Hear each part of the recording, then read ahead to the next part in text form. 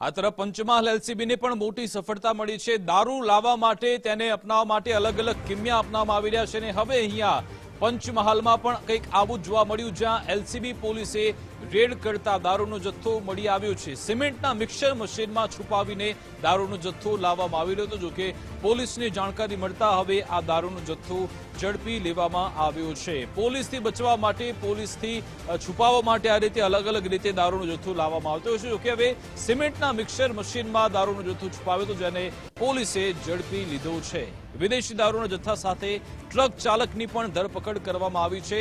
LCB પોલીસે બાતમીના આધારે આ દારૂનો જથ્થો ઝડપી લીધો છે। રાજસ્થાનથી વડોદરા તરફ 25 લાખનો દારૂ લઈ જવાતો હતો, જેને હવે ઝડપી લેવામાં આવ્યો છે। સંવાદદાતા નામદેવ ફોન લાઈન પર જોડાઈ ગયા છે। જી નામદેવ। પંચમહાલ એલસીબી પોલીસે વિદેશી દારૂની હેરાફેરી કરતા ખેપીઓની ચાલાકીનો પર્દાફાશ કર્યો છે। મળતી માહિતી પંચમહાલ જિલ્લા એલસીબી પોલીસને સિમેન્ટના મિક્સર મશીનમાં છુપાવી લઈ જવાતા અધધ માત્રામાં વિદેશી દારૂનો જથ્થો ઝડપી પાડ્યો છે।